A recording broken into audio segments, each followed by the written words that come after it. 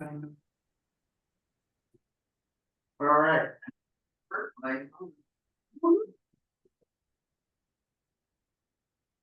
What I got? You. How are you? All right. So welcome everybody. We'll start the meeting as of 7:04. Thanks to my dexterity with the computer. Let's see here.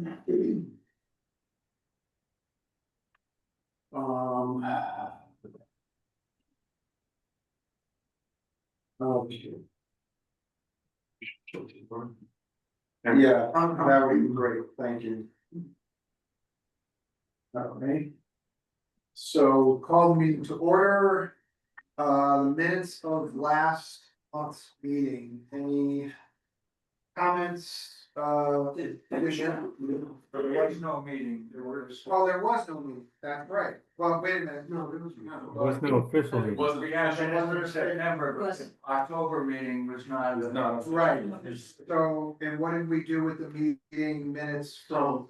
So there was some, Mark said that AI was supposed to do that. They got a note from Jen asking if I took them. I said, no, Mark said that for you to be done about AI, which surprised me. I didn't think I could do that, but I kind of like to see what that looks like if it was done at all.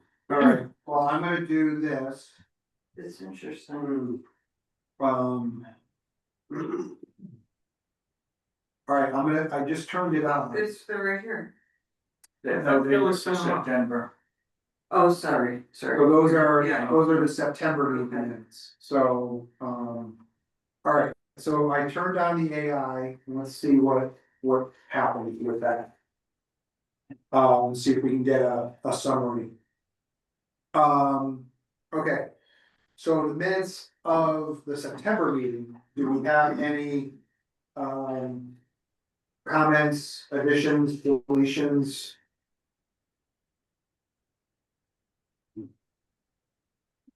Okay. Motion to accept? Thank you, Mary, second, all in favor, aye, any Aye. opposed? Any abstentions? So we're saying, Okay, one abstention, okay. Moving on, no guests tonight, audience of citizens, hello? There, it's just me, Yeah, can you just say, just for the record? Judy Preston, Lakewood Time. Thank you. Anything for tonight? No, Good, thank you. Any communications, I saw, did you have some things? I didn't put the meeting minutes of the CLA special meeting in here in the packet, but I thought I could touch on them tonight, so. Okay, here. They're in here. I know, I'm not the one who asked to Oh, put them here, so I don't know who did, but. Okay, Did these come electronically or they just received at the meeting, what's that? the packet that's here?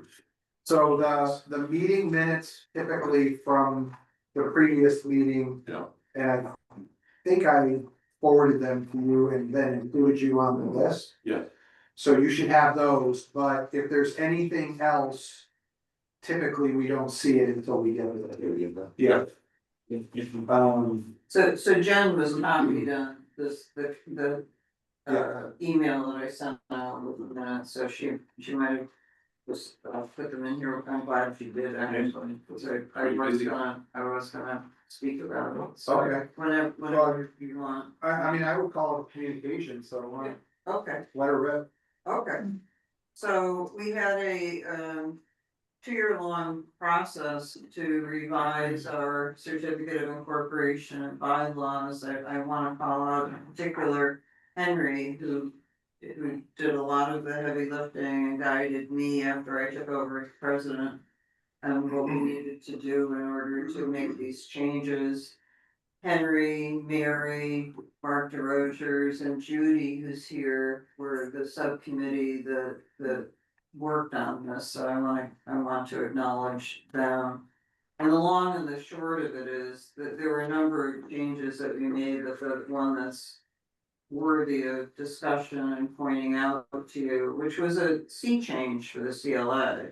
Is to open up our membership to allow anyone who lives in the town of Columbia to be a voting member of the CLA. So we took baby steps, I think it was Henry 2015, to allow watershed members to join. And in fact, you know, there was an anxiety about doing that, but we only had 16 voting watershed members. So it's not, well, that's who paid their dues by August 31st, those were the people eligible to vote, so there's more, but there's not a ton more, there's a few more. So, my expectation is that not every Tom, Dick and Harry that lives in the town of Columbia is gonna join the CLA.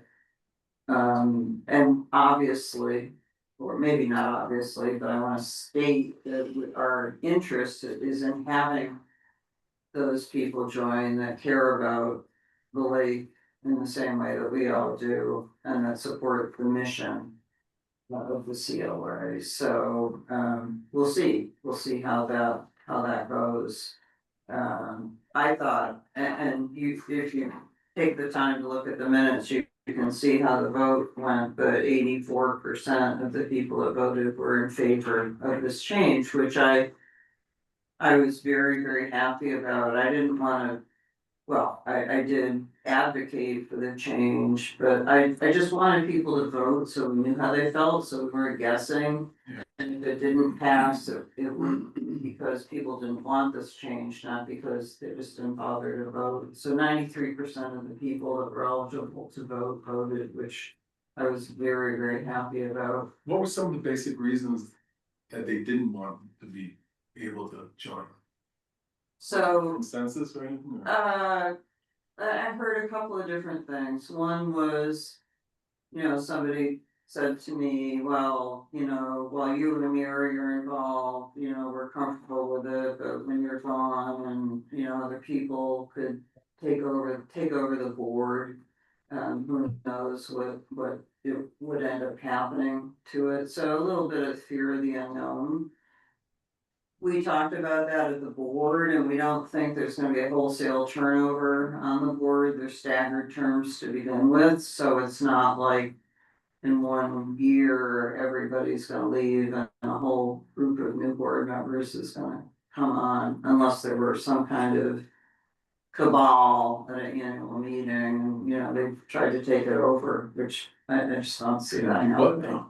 Take it over. Well, yeah, exactly. To do what? So, there was Mike, if I could identify you, Rick said that you had received some feedback from people on something I had mentioned at the annual meeting, which was about having a membership form with a mission on it, and having people actually sign an oath that they would uphold the mission, and there was discomfort around doing that. It wasn't anything we had actually put in place, it was a way to illustrate how we might want to make sure that the people joining actually did care about the mission. I think it was not the right way to do it, obviously.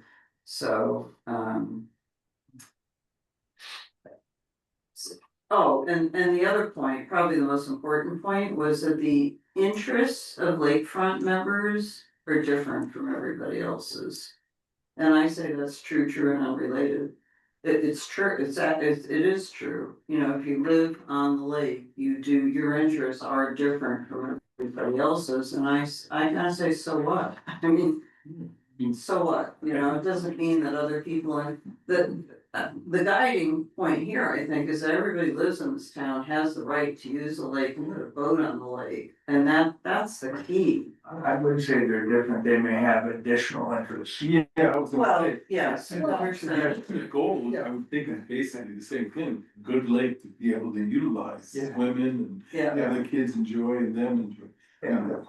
That's what, so I can't imagine that much different. There's Well, that's additional items. great stuff.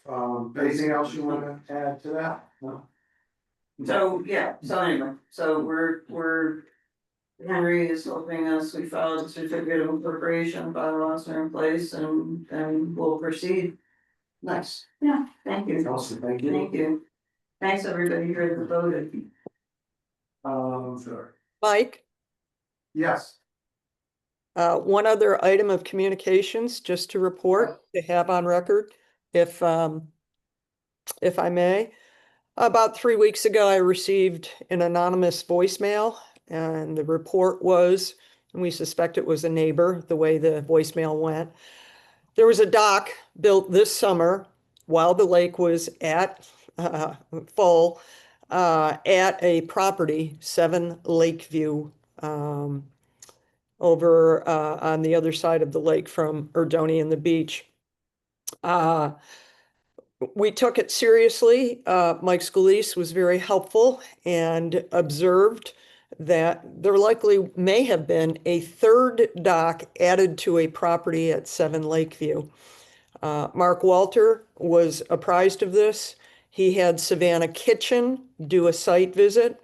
The site visit did confirm there is a third dock built. I believe it's 100 foot of lakeshore property built on 7 Lakeview, and she is in the throes tomorrow of alerting those owners and sending a letter of violation stating removal of the dock. There you have it. Hey, Mary, was that dock actually a dock that is a floating dock, or is it a dock that contacts the ground, or? Yeah, from what we can observe and from the pictures that were provided, and I didn't ask Savannah that, it looks like it's secured to the bottom of the lake. It's, They were able to do that when the lake was full? I, It's kind of surprising. I know, and we looked at Savannah looked at GPS, and Mike, I think you provided a GPS also, and it clearly indicated there was no dock there in 2024, and now there's a dock there. Wow, that's interesting. So not sure how it was, constructed or what happened. I'm sure Savannah will find out. Okay, thank you.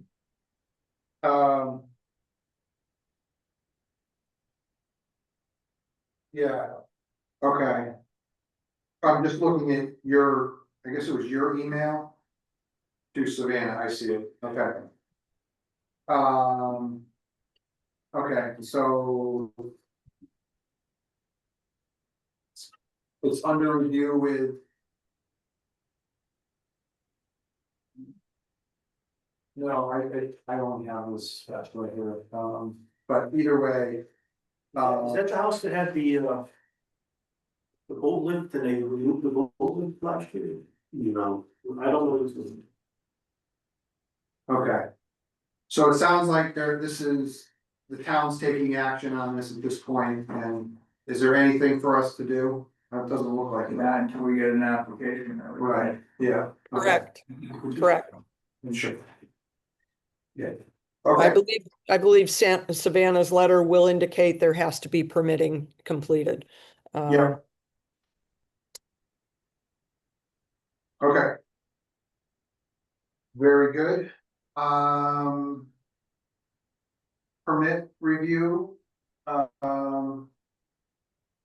Mary, I have your letter here. Thank you for all that you've done.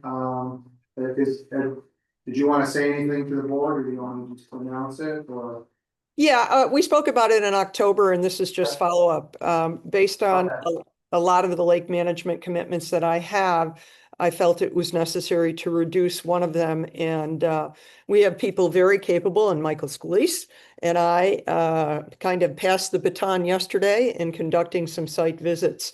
So obviously, Bob, Jim, and Michael are, I wish you well in the continued review of permits. So this means Mary's officially signing off. I'm signing off from the permit review. She's signing off to one thing. No, There's- officially that might signing still off bring to dark permit fall. review. I agree. Yeah. I agree. Yeah. I agree. Well, thank you. And to that, the last letter that I can provide is one we spoke about in October when we weren't official. And that is based on some changes Henry had suggested, the letter to the Board of Selectmen relative to the Sunny Slopes, Mike Armstrong property. So the letter is there for your review. We did review it in October. I did make the changes. Thank you, Henry. To kind of short-term approve administratively and long-term ensure that the appropriate regulations and processes are followed. Yeah. Okay. Well, thank you for all your work there and all your work everywhere, but understand that there are limits, you know. Thank you. Do we have to approve this letter, Mary, so it can be sent, or is it, coming from the committee, or, the permit committee, or how? It's administrative approval, so it wasn't deemed to be controversial, so we didn't bring it to the board, or it wasn't Mike and Mary did the review, or Mike did the review, so it was Mary's. But so and they deemed it that it was administrative. Yeah, so it has gone. So it's going. Yeah, very good. Yeah. The board doesn't need to vote, right? Which one is that one now? That's this one going to Steve Everett about, for Sunny Slopes. Okay. That was the last letter I composed. I do want to turn it over to Michael. We did administrative approvals yesterday, I believe, Michael, on 3 properties, one being on Michael's property on 14 Lakeview, which is to repair minor damage from ice over the winter and re-level and get his dock back to where it was. And all 3 letters have been developed or have been written already. We're just, and Mike, now I'll turn it over to you for the other 2, blessing the administrative approval. Minor work, maintenance, and Michael, you've got a few others. Go ahead. So I have one from Mary. To paint the boathouse. Denied. Oh, sorry, did I say that? Put it under Martha Carter. Oh, Martha Carter, yeah, no, that's a.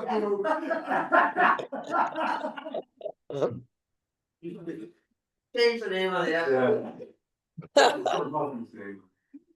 So it's minor repairs, just painting of the boathouse that's adjacent to her dock. So I just had a, do we actually need a permit to paint the wall? Well, you know, there's no real regulation on painting the boathouse, I didn't think but there is on the dock. Oh, no kidding. Yeah, so you can't paint the dock unless the water's low, Okay. in the low water season. And since the dock and the boathouse is attached, it should probably carry the same thing. Yeah, but I think anything over the water, Yeah. right, anything over the water should be. And so Yeah. it's just that. Fair enough. So we felt this would be an administration approval. Yep. Sounds good. All right. Okay, the next one I have is Bob Howell's. Oh, denied again. And Bob's looking to repair the ramp, little cement ramp that goes down to the lake from his property. He's got some cracks in it. It's been repaired before. He needs to repair it again. And he also has some steps going down to the water that needs some repair as well. So he's looking to patch that with cement. And again, we felt this would be an administration approval. Well, I'll agree with that. And let's see. Oh, the next one is 22A Lake Road. That's Rob's. Oh, we're all families. So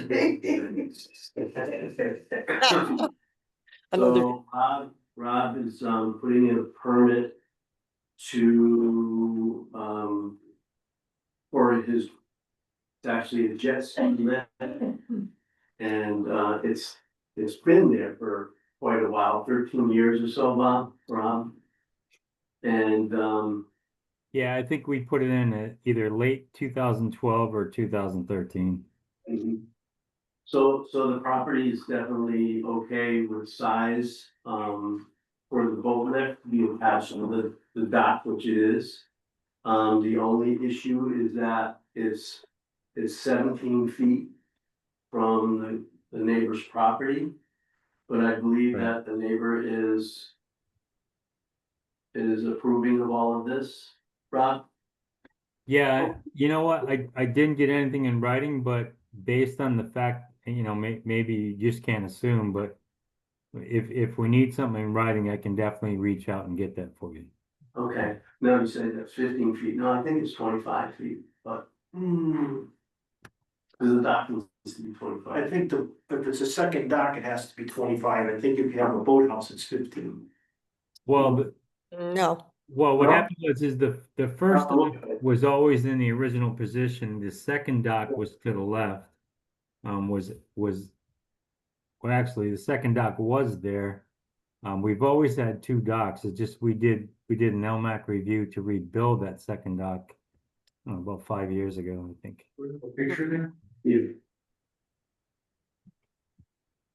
So I'm sorry, are we within the side zone or are we outside of the side zone? But it's 17 feet, I think it was, Mary? yeah, it was 17 feet Yeah. from the edge of the lift to what we felt was the boundary line, Bob. It was a little bit higher wall. I, part, Yeah, if I need to get it's Carmen Vance is our neighbor. If we need to get the approval, then we can make it contingent on her approval. okay, Because it's been That's there fine. so many That's years. okay with Yeah, me. it's not about there. It predates, I think, our whole thing about these lifts. So I kinda have So this is a replacement of an existing one? Yes, it's been there.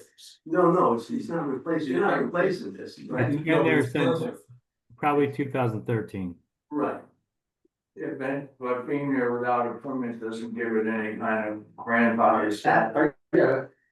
So No, we're I actually, agree. We've I knocked agree. a bunch of people, for putting things within the 25 feet. yeah, Limit, we got. No, Bobby, when you say we We got replaced the- it, you replaced an old one that was there, correct? I'm sorry, what was that, Jim? When you say you replaced it, you replaced an old one that was there for even longer. Well No, before. that was the dock that we replaced, the second dock, not this one that they looked at. This particular dock that they looked at, we added the jet ski, the boat lift back in 2013. So it would have to fall under those circumstances. 12 years. so there is a statute in Connecticut that states, and Henry, maybe you can weigh in on this, that if structure's been there for over 3 years and no one's objected to it, then it becomes non-conform. conforming structure. No. I don't, not in this, context. Yeah, I don't know if you could actually categorize it as a structure, but it's a, It is I guess it is, it's a floating structure. It doesn't Can it be necessarily shifted to the other contact the side of the bottom of the dock? lake. What's that? No, it's pontoon boats there. We'll go on the other side. Hmm. When did what year did we put we started instituting the, the lifts, considering the lifts and, the floating docks? Wasn't that like 5 years ago? No, it's not. It was after boathouse in '05, and we were. no, but. No, I'm talking about when we floating. The floating type, Yeah. I don't know if we ever addressed the floating type, have we? We addressed Just recently. just recently. Just recently, The we're last talking about those. 2 or 3 years. Right, right. They're all pretty close. And I think we did that because a lot of them were just showing us And that's why we actually started talking about it, Yeah. and we declared that was, we were gonna consider that a lift and et cetera. But we certainly didn't do it back in, whatever, well, we do it back then, I guess. So I don't know that it came on anybody's radars, goes down here. I think that somebody needs to do some more research on that is, I don't think we can I personally can't sit here and approve.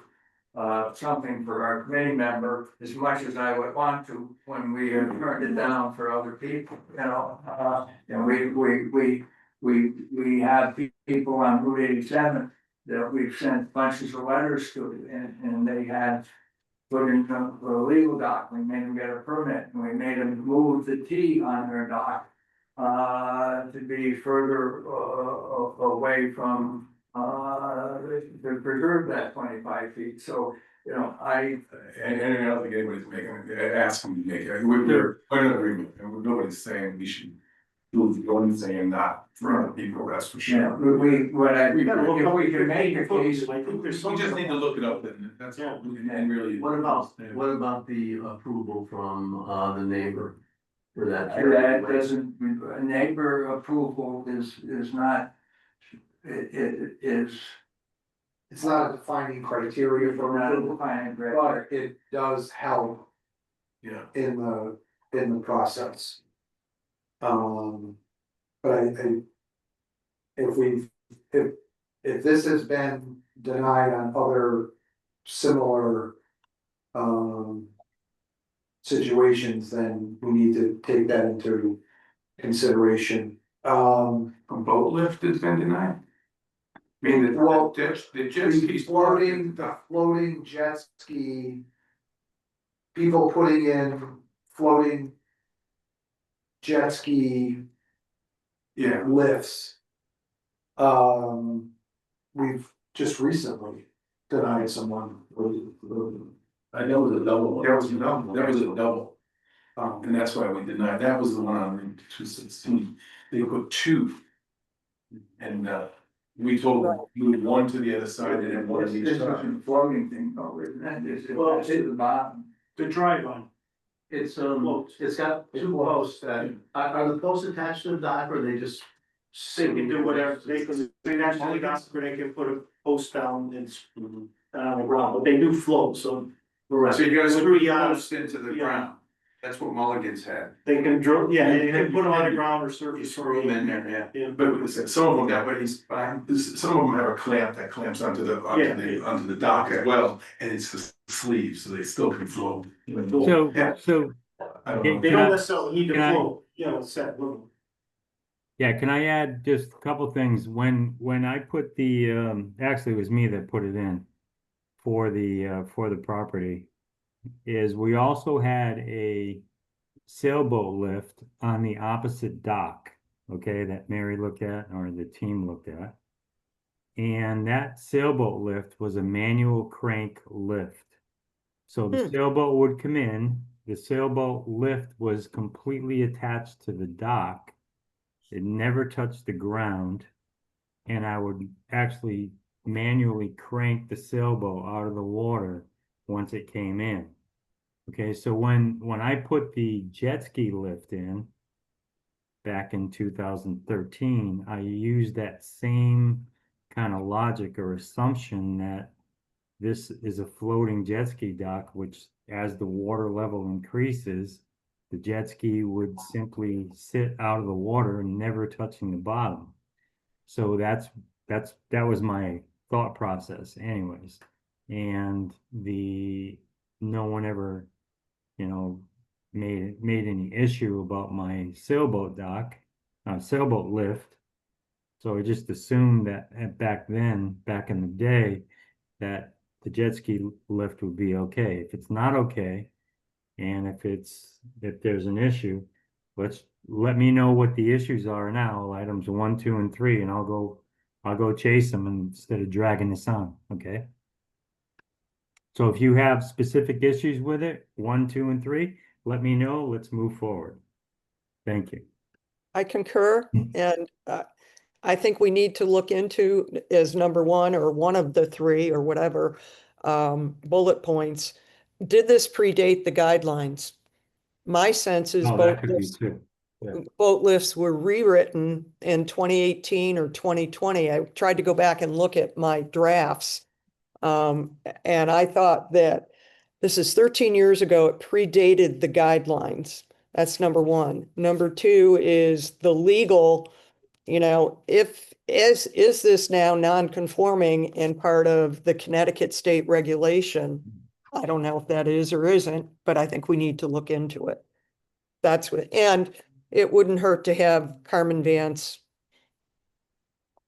bless it. Yeah, I agree, Mary. I'm Those okay are, with that. those are three things I'd throw out. We table this until next month. Yeah, Okay, I'm so- okay with that. I'm looking at the pictures though, right, that came in, and they're connected to the dock. So, yeah, it's all right, So it won't float away. right, so there's nothing going to the lake bed, right? Correct. The two white PVC poles are Yeah. sitting on top of the lake bed.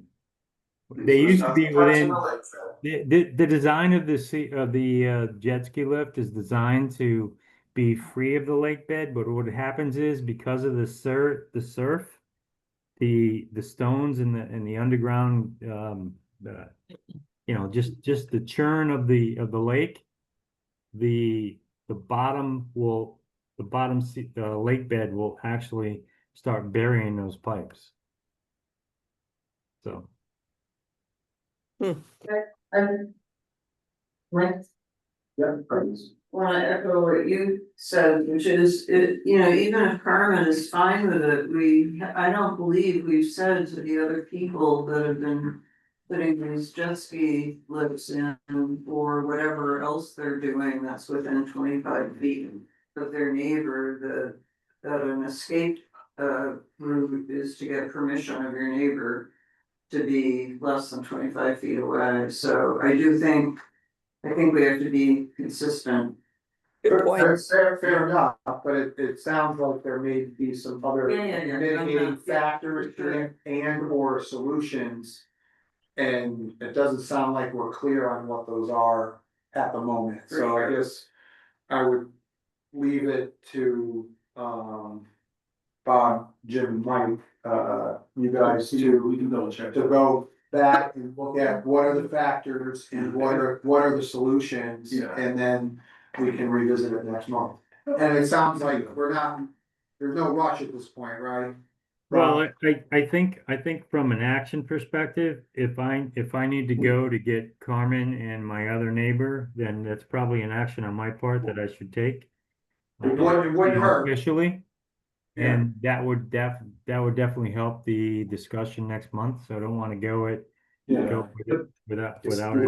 But honestly, Bob, I don't know that like, to your point, that's not gonna dictate whether this is approved or not. Agreed. Because it's definitely a helpful thing, especially if the fact is this was done, there was a lift there before, be it a sailboat lift, it was existing in the same spot in this one. If those are the extenuating circumstances, Yeah. that's different, and the fact that you have approval from your neighbor as well, that's just, icing on the cake, you know what I mean? So it probably, it's not gonna hurt to have that, but if it was only that, it wouldn't be acceptable. So let's get some more information. So Mike, we can certainly Yeah. work together and we'll talk with Bob and, Sounds good. because I'd like to know the dates and what that old one was, because that's gonna be the important part. It's not considered grandfather. I just Yeah, am no, I curious, understand. I mean. So if there was nothing, he just wanted to add this lift to the side of his dock, cause his jet skis parked there, instead of having it sit in the water, he wants to have it sit on a platform that's connected to the dock, what more information, would prevent that from occurring? Well, I mean, could it get, again, there's factors and solutions. It sounds like there was an existing boat lift on that property. Well, wait a minute, you asked the question, and so, gotta research what was that? Was that boat lift still there? And, is there another location on the property where this would be conforming? And, so that's before we get into a whole big discussion on it right now, it sounds like the subcommittee and Rob need to review all the factors and other possible solutions before we burn another, more time on this tonight. But Were to you Rick's there? point, Did you go? Was that? Were you there? Yeah. to Rick's, I just don't understand what we. This is. I don't But know. Is it- We're is it- not, we're not being, we're saying it just needs more attention that we're not gonna do right here. but we've sent letters to other property owners who have put these lifts, Turned down. telling them because they needed a permit to do it. Or at least we're going to do that, we He asked did, for he just Walter. did the permit, listen pictures, I just don't understand, so I'm not on the committee, it's just, but sometimes we. What stands in back of the regulation is public safety. And it's designed to create a safety zone, between the neighbor's property and the dock. So for boats coming in and out. Now, this does raise an issue. We could determine and look to say, a jet ski is different than a pontoon boat on the lift. Because this was really designed to say, you can't put a boat lift within that 25 feet for safety reasons. And because the lift is likely 12 feet wide, this is likely a lot smaller. Hey, Henry, I have a question for you.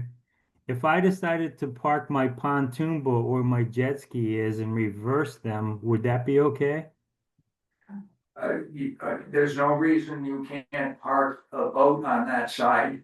Very good. So Being doesn't the that bigger- doesn't that it would be necessarily answer the back of the question? bigger structure. So if I own a dock and I decide to put my 20-foot pontoon boat on the opposite side of the dock, which is approved by LMAC over the last 25 years, shouldn't I be able to park that pontoon boat there and get it approved? It doesn't need approval, does it? I agree. I'm not saying you can't put the pontoon boat All right, there. so if I make the decision to switch, I could get an immediate approval, is what I'm saying. Yes, you could, if you wanted to flip it around. That's why I said, could the lift go on the other side of the I dock? guess what I'm trying to understand is what's the difference? Well, Because I'm that's- encroaching, that's- I'm my encroaching point is, more. it's I'm a in, technical- Henry, Technical excuse difference. me. You couldn't put Henry, a lift for your pontoon boat on the other Henry, side of the dock. Henry, excuse me. I'm encroaching more with a 15-foot beam than I am with a 5-foot jet ski. Yeah, I no, Bobby, I think that's what I'm Property. saying. And I could be allowed completely to, understand, but it's not in use sync with the put regulation. that I'm pontoon saying boat we might there at any change it. point that I wanted to. Correct? Bobby, I think what the fact is that, to Henry's point, we probably should look at that, because I'd rather see the jet ski on that side, because it's less encroached to your neighbor than your boat, Exactly, which you have approval exactly. right now to put over there. Guys, Exactly. We'll talk about it. listen. That's my listen, point. listen. Yeah. If there's not any immediate need right now, That's right, that's there's right. obviously other factors and other possible solutions we have here. Let's just look at those offline, okay? And. Yeah, Mike, I was just making a point, that's all. Yeah, and your point, everybody here agrees with your point, I get it, so, but we're trying to fit it into the guidelines, that's all. So, okay, so we're gonna continue that. Yeah. All right, no Yeah. worries. Thank you. Okay, thank you. All right, status of the dam. Let's see any, Did they drill the holes? To inspect? I don't That think got so. stopped because we're overflowing again now. Yeah, I don't think they did anything, I never, Mike never, or Mark never contacted me about it. But the gate's open 13 inches. It's going down, what's it? It's been open 6 days now. So not quite down 2 feet, so it's like 20 inches, so we got another probably 3 weeks before it's down. I thought we should go for a little more, because of the heavy rain we had right then, we stuck with 13 inches. Supposed to rain Saturday. It was down, oh yeah. Yeah, Yesterday it was down just below 1 foot. yeah, So we do need to get it down so people can do the work. Yeah, yeah. Mm, so if we went down a foot as of yesterday, it took 6 days to get down a foot. Well, now we were +4 when we started, Well, yeah, that's true. so we're plus, 16 inches are gone, so give or take. Yeah, 16 inches in 6 days. I think we used to try to get it down in 2 weeks, but that's only one. It used to be. It used to be two, It used to take 2 weeks. when you opened it a lot more than Did they 13 open, inches. did they Yeah, they open don't- the Amber? Now, I don't know where that 13 inches came from, that was something new as far as I knew. I guess I never read this. Okay. It's in the dam control policy, but I don't know. Yeah. Well, with that said, we have a draft of additional segments to the dam water control winter guidelines for 2026. May I address that, please? Please do. Good bridge, thank you, Mike. We had discussions, if I'll remember, there was a dock that was damaged, that was 40 feet, 40-foot dock last winter. And we tabled those discussions until the fall. I've done some preliminary research. I'd like to suggest two things. Number one, the research, which is about 25 to 30 other lakes that have dam management from Maine to California, to provide a format for us to start discussions about what I believe is needed is not only for a rewrite of the winter dam control policy. There are things that aren't in there that would help us understand our purpose, why and how we deal with rainfall. And I strongly believe that we need to have a risk or warning statement, because people are coming and asking the town to reimburse them for the damage that's been done. So number one, I think we need a major rewrite, and I'm making those suggestions from the 25 or so lake management plans that I've looked at. Number two, instead of discussing it tonight, I think it should be on the December new business because there's no formal new business. So I suggest that we all take a chance to review what's initially a draft. If we agree to a rewrite, then we start it next and discuss it next December at the next meeting. Sounds great. Appreciate the time and information here, Mary. This is super helpful. So your proposal's kind of the yellow? No, What's the? no, that was what, the yellow is what was agreed to back in 2021, right? Okay, Correct. And Right. I think Yeah. we do need, and when I get back, I'm out of town. Starting Monday, I'm going to start working with Beth Lunt to say, when we are at a certain level and get around 3 feet, 3.5, 3.6, 3.10, when do all docks or most docks are not have water around them? I think we have to be, Henry, I think you mentioned when we had this discussion in the spring, you kind of pulled it out of the air. No disrespect in terms of what the level is now minus whatever it is, 3.6. I agree that if we can kayak around when Yep. it's down 40 inches versus 48 feet and see What's the where difference? it's hitting various docks. Yeah, It would I be think a that good needs to be included in this rewrite for the dam control, for the winter dam control. So happy to do that. there's one other thing besides docks, though, right where I am. The few years we let it come up too early at 4.5 feet. I've had like 5 or 6 rocks that have mushroomed up. And now I can't go on that side of my dock. Mhm. So Well- ice push and rocks is also, should be Yeah, considered. that's when- That's definitely going to happen. Ice jacking versus ice jamming. There's two distinct things that happen, but Yeah, I think it should be included, Dave. I mean, we got to do the best we can. We're not dealing with a bathtub Yeah. here. We're dealing with 3 million gallons or millions of gallons. And I can tell you, when I spoke with Carl Nielsen about this, he said he thought we were absolutely crazy if we thought we could stay within inches and try to protect everything. And Yeah. he actually was the one who brought up, do you have any sort of a warning or risk statement so that people understand we're doing the best we can? But Mother Nature is always going to dominate. We can definitely, make that more official, but we've always said, it's your own risk. And I think one of the places where we need to increase that is when, people are making applications. Yeah. For docks and talking about, cantilevering versus lake bottom, and particularly those people who want, asking for special permission to go out more than, 20 feet. Correct. The particular doc that brought up this issue, and it's good that we're reviewing it, is 38 to 40 feet in length. Well, not all docks are that. There may be a couple on the lake like that, but so I think we can't make a decision for one. I think we have to make a decision for what's best for as many as we can, or because you'll never make one or all. But we got to do the best we can. And I think frankly, we have. But we probably need to be a little more specific. Barry, just to clarify, what you put in yellow highlight is just what changed.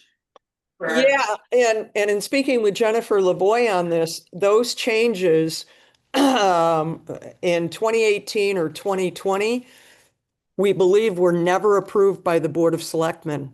So we do have to go back and codify this and put in appropriate, whatever it is, language as well as measurements. Because Jennifer cannot find that the Board of Selectmen ever approved this. I think the difference is we let it come up to minus 4.5 feet. And that's when you start having trouble with docks. Right. And before we held it at -6 for a lot longer. We left it down. No, we used to let it come up to minus 3.5 feet. Yeah. Originally In was, March. not 4.5. Right. Never been 3.5. Oh, Yeah. yeah, always was 3.5. Exactly, so if you look at the Yeah. 90, 2006, That's what it 18. was. And that was on March 1st. I'm talking about when we have ice. So we're letting it up sometimes when there's ice. That's what I'm talking about. Well, Yeah. That's happened, March happened where we've Been high. started to let it come up. Either with ice or No ice. ice sort of, ice might have come in, but well, we never yeah, raised. yeah. Ice Well, in the lake. well, Unless it was thin. It was thin. less It was than- thin. Yeah, if it was thin ice, yes. it wasn't, but We anything had 6 substantial. inches in March one time. But then, Rocks up. right, but what it that's what happened is Yeah. we started to let it come up. And then we had a cold snap and the ice came back. Yep, And that's when we saw some damage with Yeah. that. That's what I remember. that was solid ice too. That was That one day. was nasty. Yeah. When was this? This year? No, 3 years ago, 4 years ago. Oh. This was a while back. But again, that happened once in 40 years. Yeah. That's true. You know, Mark that's Coleman- the- so. Mark you know, Coleman Mark Coleman mentioned that story, and it took out a fair number of docks on Yes. Upper Donny and Sunny Slopes. Anderson's, now Bob Powell's, Chick Chifrin's. And Yeah. Bob Powell pointed out where the concrete dock that was destroyed is in the water, because they just threw it in the water. Yeah, chick got ruined. But one That's of the when all the things- rocks moved on mine.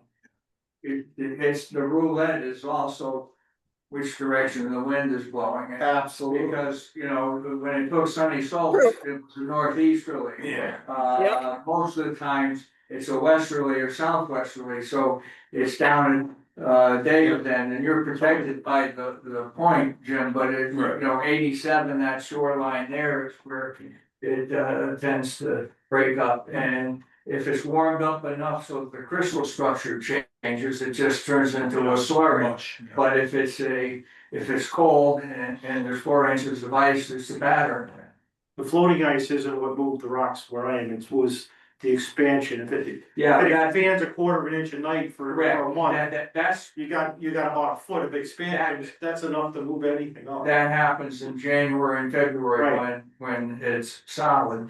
And it's happening less because of the fact that we've had, except for last year, not a solid freeze. And so the fact that there's an open space in the middle absorbs a lot of that pressure. You have far less cracking and booming at night if you've got a hole the size of this room in the middle of the lake that absorbs the pressure. But otherwise, if it's solid, it's just pushing out in all directions.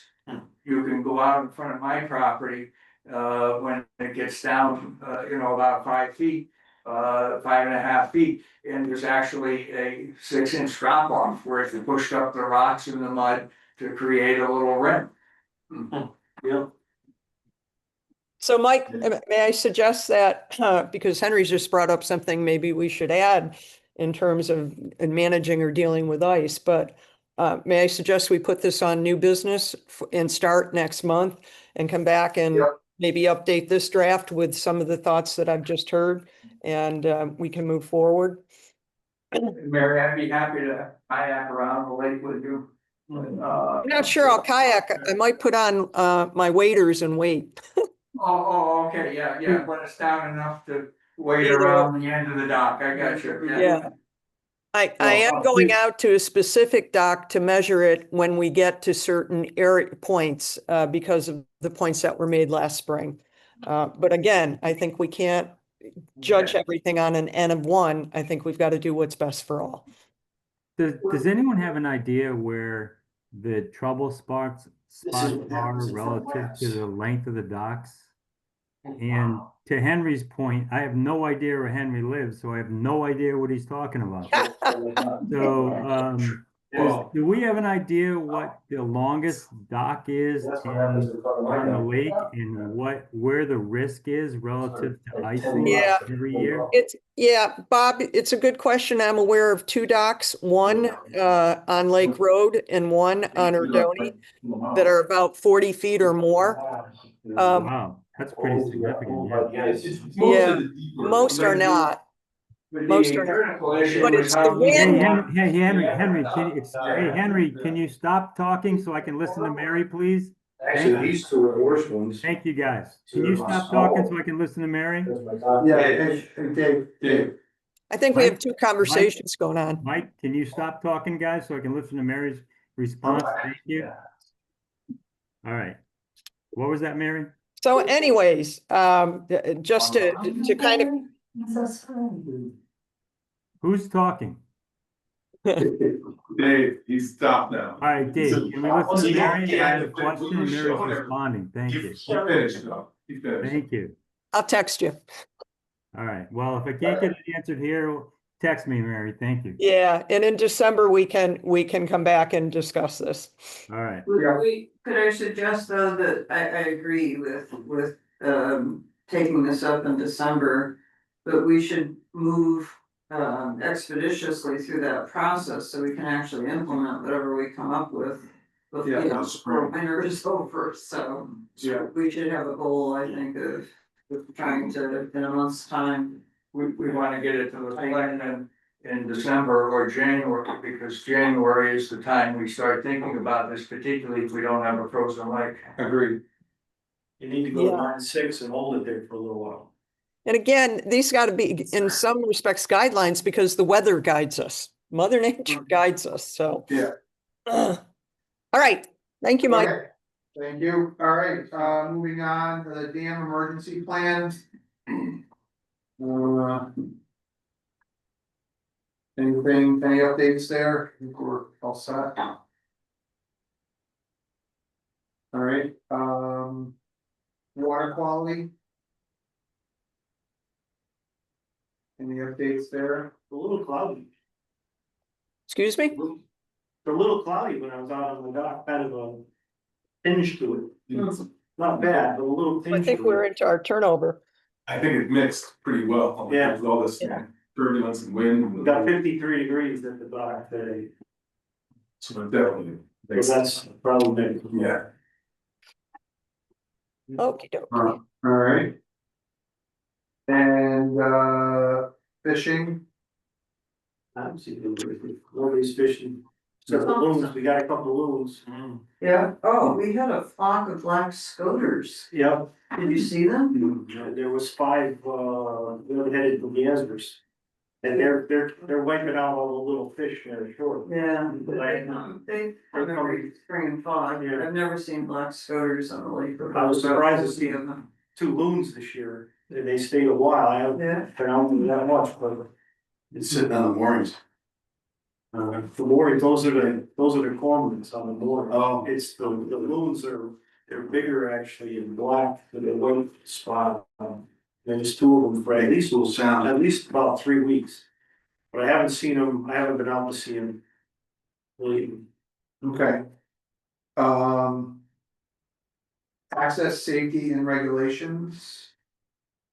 I have a couple of things here. One is, there was just a reminder, on the, second disc, is anybody going out to do that?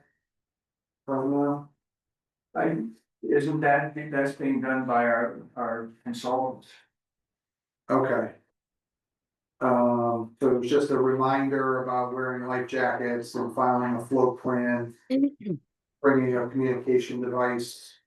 Just a safety, kind of a general safety notice, look like, so, right? Mary, is that correct, that, PRC is collecting the Sechi data for us? We're not doing that, right? Very, yeah, they do that. Yeah, No, TRC came out after the storm to also collect stormwater drainage for it was in our budget, and it was their final thing they had to do to assess particularly phosphorus load and or any bacterial issues. So they were out last week. Does that answer your question, Muff? yes, so Mike was reflecting on the email here from Dee. You guys heard about what happened, Sunday, was it Sunday on the lake? There Yeah, there's a kayak. Well, there was a blue kayak and a yellow kayak. How they knew there were 2, I'm not sure. But the yellow kayak was discovered overturned with a life jacket in it. With no knowledge of whether somebody had actually been in it when it flipped. Okay, So there's a whole bunch of emergency equipment down at the beach. Mary happened to drive by and stop and talk to Gary Allen, our resident state trooper. And that's why we sent that email out saying, if you have knowledge of these kayaks, please contact him. And right after we sent it, he somehow was able to locate the owner of the kayak, so how it overturned. So someone- there, I don't know. Someone kayaked across the lake, towing a kayak at that time. Is that what happened? And they ended up, I think it was at, I don't know who lives there now, but George Peters Cottage. And that's when the police boat went by, or they launched the fire department boat. It was terrifying. But nobody really knew what was going on. I only, Karen told me that. I didn't witness that. Karen told me. okay. That makes sense, and that explains why there were 2 kayaks and one was overturned, but if you Yeah. didn't know that and all you found in the middle of the lake was an Right. overturned kayak and the life jacket was in it. Yeah. It was terrifying, Yeah. actually, and with the water temperature being what it Yeah, is. it's just too cold. Yeah, So, okay, And it was windy. Right, yeah, Goose Patrol access on the lake for the winter. yep, Last year we didn't do anything, but it came up in the spring. With Marine Patrol, do we just assume the sticker is a calendar year sticker? Should we get a special winter sticker? Should that go into? You're registered till March 31st. Yeah, well, it's the state registration is, but the town. The town sticker only comes out in May, so I think we just. So it's just want to make it clear. There happened to be one Marine Patrol person that had it. I understand, it should follow the registration. We gotta do the right thing here and just wanna make sure that we don't need any other permitting or stickers. Yeah. Okay. Yep. No, it's a good question. Great. Who do we ask on that? Or, no, it's all set. Oh, it's good. Okay, Under regulations, yeah, we do need to be, and I've talked about this before, amending the old ordinances to, remove the ones that conflict with the new ordinance that was, adopted and put in place in, July. I have prepared a draft of that, it's with the committee. We'll circulate something, before the next meeting. It's a simple thing. I've just gone through and noted where we've dealt with something in the new statute, I put repealed. And if we haven't dealt with it in the new ordinance, it remains. And I'm recommending we take that simple approach, because we're gonna have to go back to DEP with respect to the changes to this ordinance, because they originally approved this particular ordinance, and we just, they didn't have to approve the new one, and so we want to diplomatically handle this. So I don't think we want to be making lots of changes or tweaks or trying to improve the existing ordinance we have. I think we've got the new one that's gonna do us fine, and all we have to do is take out of the old stuff that's now in the new, so that there's no conflict. And the committee will review that and come back and make that suggestion, or if there are others that we feel aren't needed anymore, there may be others that we suggest come out, but I'm viewing to, it would be great to just go back to DEP and say we took some of the stuff out, period. okay. All right, great. Thank you for the update on that. And we have, some Marine Patrol, stats from 2025. Watercraft inspections, warnings and violations.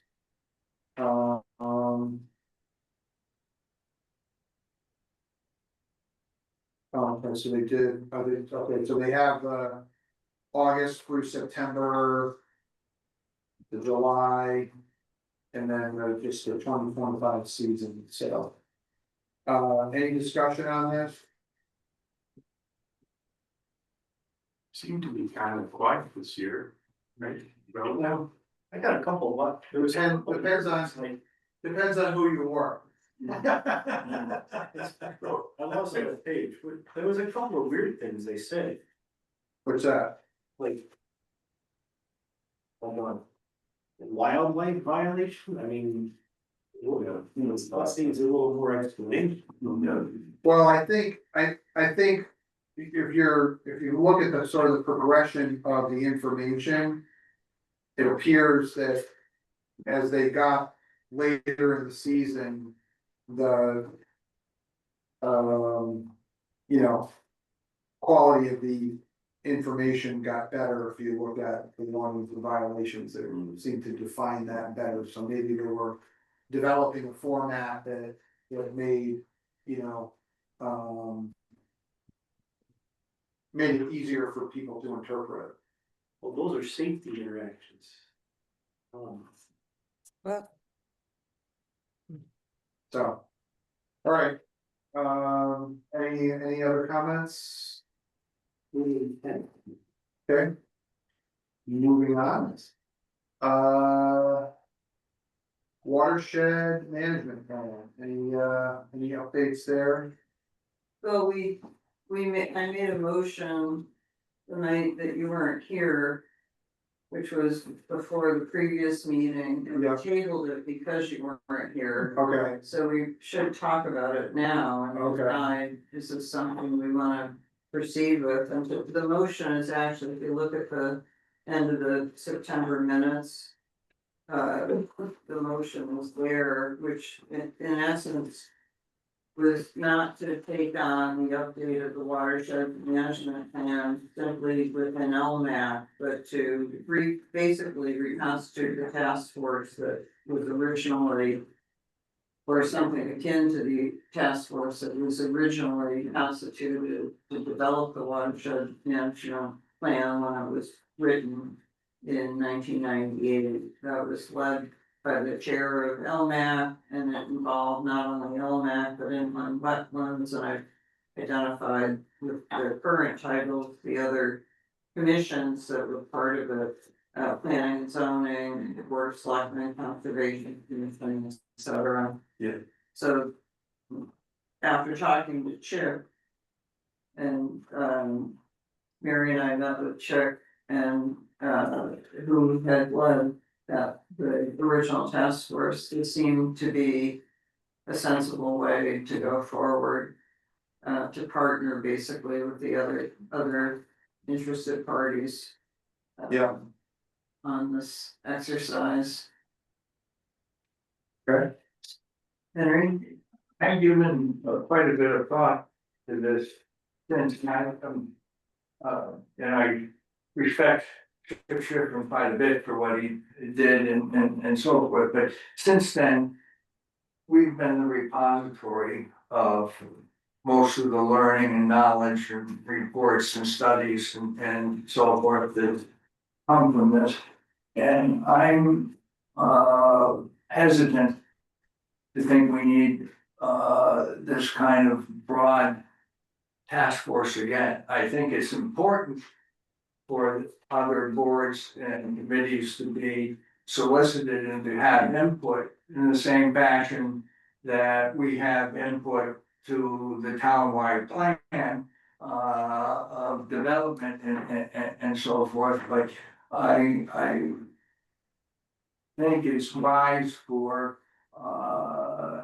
LMAC to see this as part of its charge and responsibilities to guide the review of that and to solicit the input from others, but not have a task force where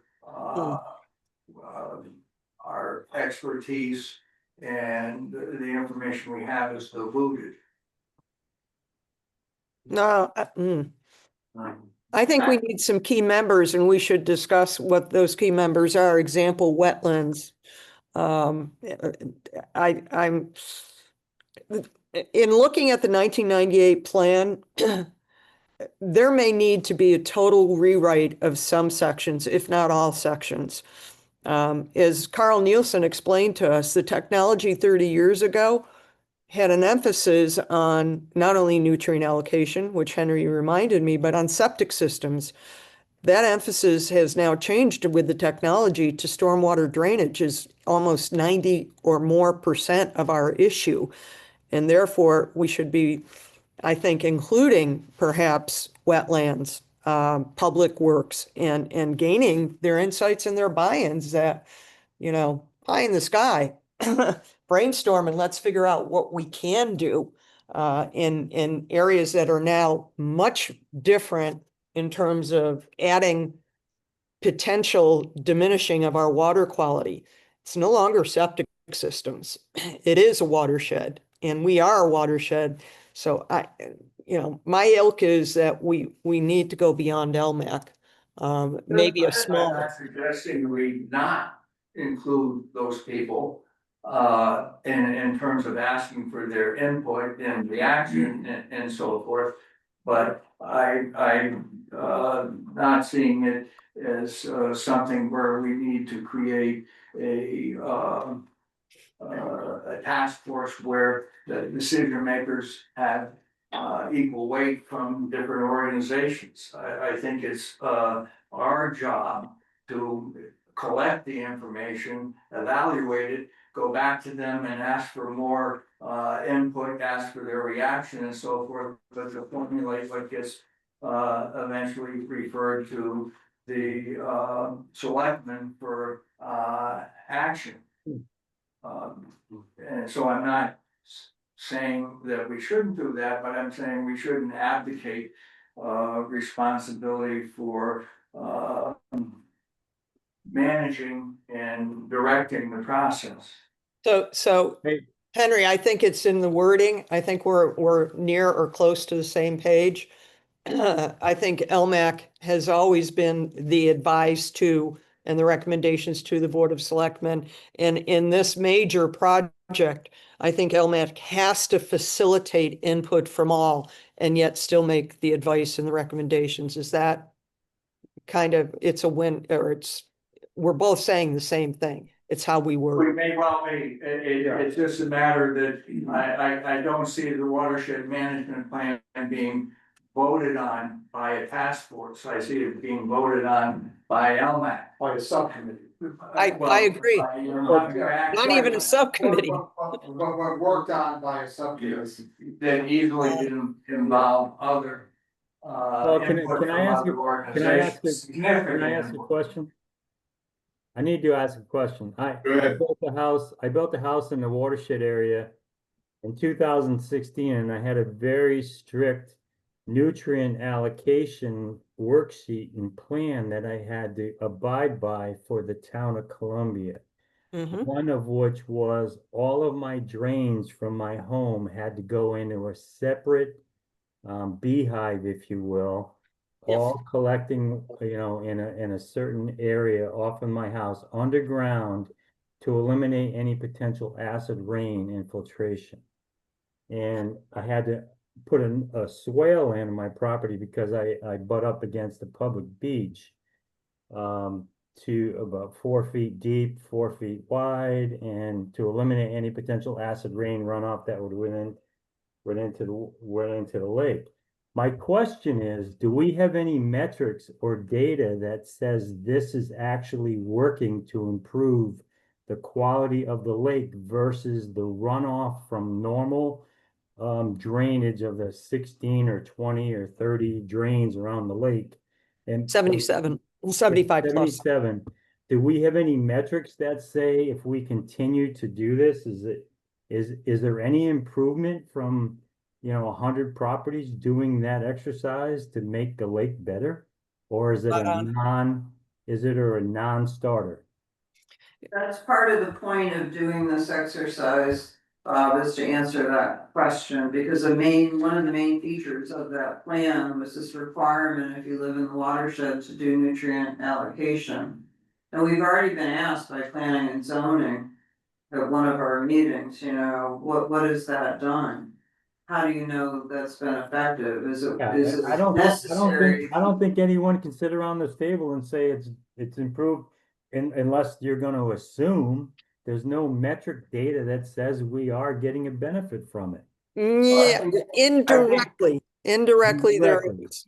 Right, If you look at what we provided to the planning and zoning from TRC, they made the statement that because our lake water quality and I don't have it in front of me, over a period of decades, it remains essentially the same, other than the phosphorus load, which that indirectly you can say nutrient allocation worked.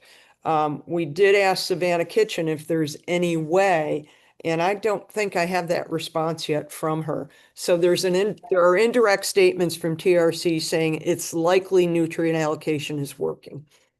That's the best. And Yeah, I did ask and I agree with you, Mary. I think it is working, but I don't think we have any idea or Yeah. understand what the level of it is working. Yeah.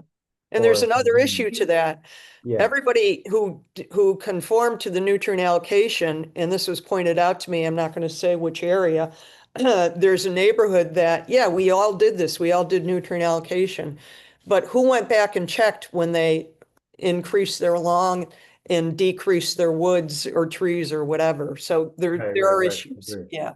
Was that percentage of improvement kept up over time? Yeah. So So And Bobby has, I did talk to Samantha Kitchen about this, because it seemed to me mathematically, if we could pull the nutrient allocation worksheets for all of the properties, we were one of them, we built our house, we have 17 infiltrators in our lawn, we had to do the same thing you did, pipe all our downspouts into a drains.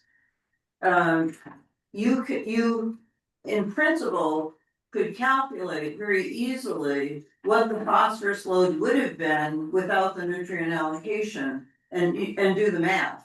And for our however many households, did this, but the problem is the records aren't not only are they not digitized, they're not all easily accessible, so finding those worksheets to do that. No, I undertaking would think be what happened challenging. back in the day was a lot of those records were manual and there wasn't a digitized system to record them in.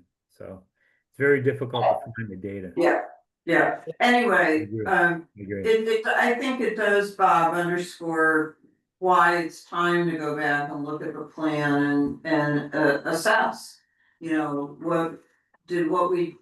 What we did work, is it still relevant, are there different things we gotta be focusing on? And by the way, Mike, before we get too far, and I don't entirely disagree with what Henry's saying, maybe at least in the beginning, it's best to start small and keep it here and do the outreach as we go through the process. But a major part of this is going to be hiring TRC to actually write the update to the plan. So we need before we go anywhere with this, I think we need to get a budget quotation from them. Yes. Because we're not gonna do that ourselves, they're gonna have to do that for us, and I have no idea what the price tag on that is going to be.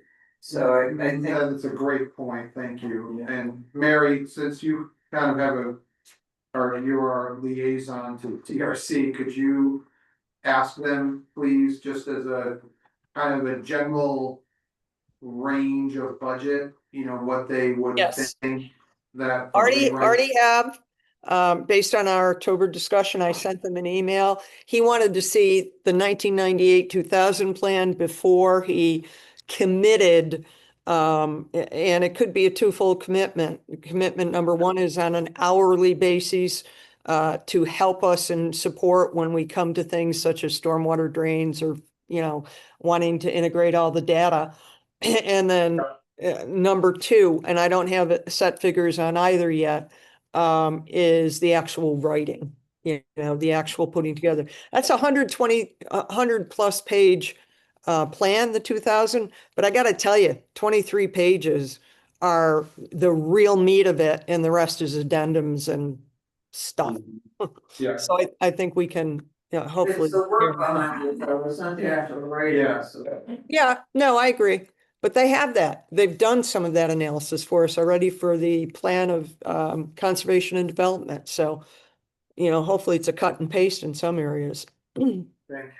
Yeah, I fully agree with, we need TRC, and we need to get that number so that we can put it into our budget request in January. Yes, And They're happy. it's likely to be spread over a couple of year period, but so I would ask Mary to, ask them to see what kind of a timeline. Yeah. And Or give us a range, it doesn't have to be exact at this point, but if they could give us a range. Just a ballpark. Yeah, That way we can at least budget for some money, to make sure it's in there. okay. Happy to, and we've kind of started the process, but I don't have anything in detail. And Henry, part of the outreach, again, notwithstanding your very fine point, we may not wanna put all the decision making in the hands of these other commissions. But we do need to get their buy-in and get some skin in the game, if the real problem is stormwater runoff, and we need to get our public works department on board. No doubt. So Absolutely.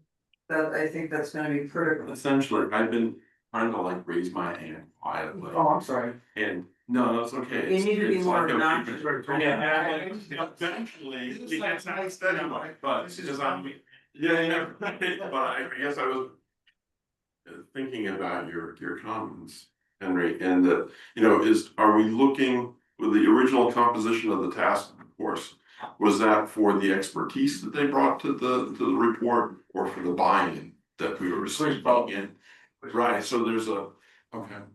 There's, and I think we can get that buy-in by seeking the information and seeking the input, and clearly, as the focus changes to stormwater runoff and so forth, public works and wetlands are key, and we want to work hand in hand, but I think we want the report to come from LMAC.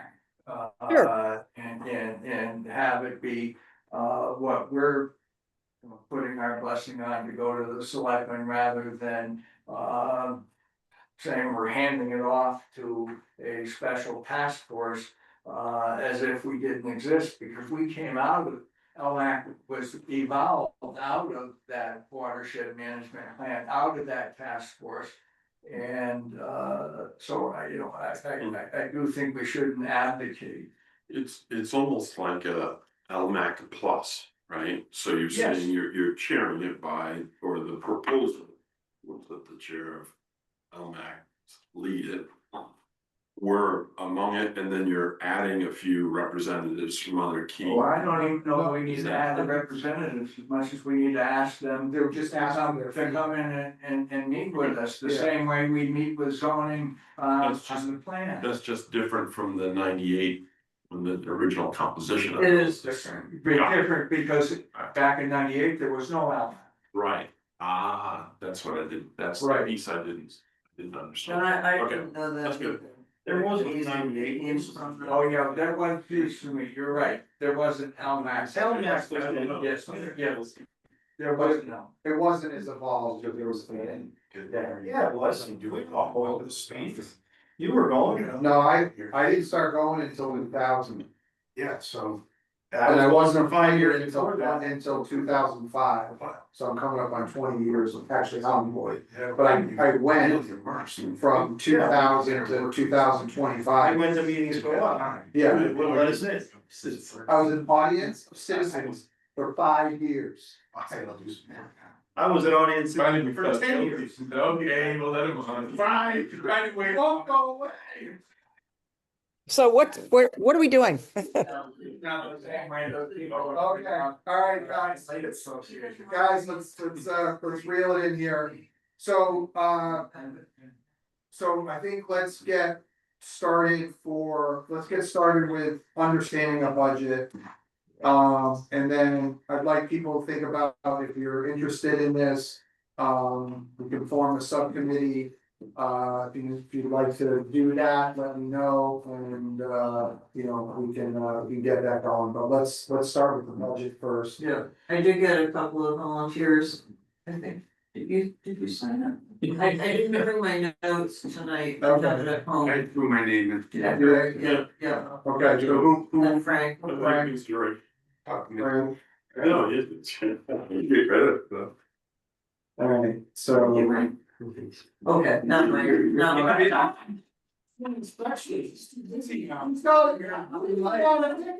Right now, anything else? This is my name, not my con. Yeah. I gotta leave them for. So right now, Important. I have Muffy, Greg, and Frank. I will, And Henry. yeah, and hopefully Mary will be on it too. Yeah, I'm happy to help, thank you, there. Facilitate. whatever. I'm gonna put Mary-ish. There he is. Geez, I just resigned. I want more I time. know, know. I'm not saying it. I'm gonna Don't take sign you up for out more, here. Mary. Careful. I'm giving you an out. Just when I thought it was out, boom. Yeah, you know what's gonna happen? She retired from coaching. so Somehow she's I'll got be all doing kinds of time on her hands. And. Want to fill it before somebody else does. That's all right, that's all right. All right, great, Thank you. excellent, thank you, that's great stuff. Storm water runoff infrastructure, any updates there? We kind of touched on it a little bit already. No. Woo! Hey, very No spicy update. time. Budget, Mark's not here, but I think we're doing okay. haven't heard anything, and then, managing, getting to some open business. Management review on orange rafts and jet ski lifts, is there anything, That is, the moorings and, well. The rafts was my doing, and I think we do need to,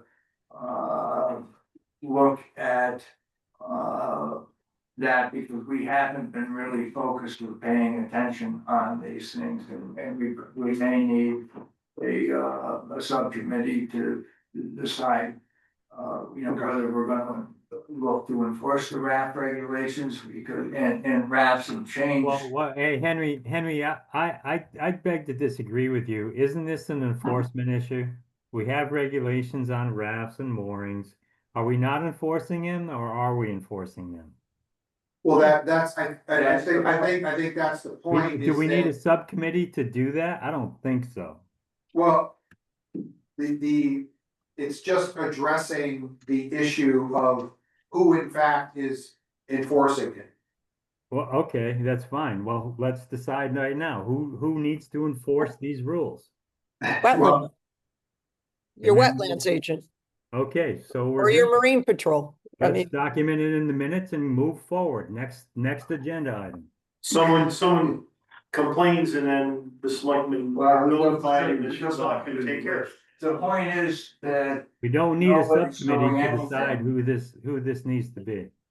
Sorry. Well, the point is, nobody's doing anything.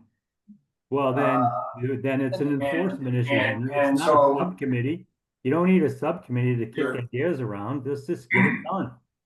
Make a Nobody's decision, doing get it anything, done. but is there anything But it- being done wrong? If there's no complaints, I mean, we get. Well, we- I think, Get it done. Let's here's enforce what we need to do, I agree that, it may be simpler. Let's bring this question, I will bring this question to Mark Walter and just Great. ask, what is the Yeah. town's position on this?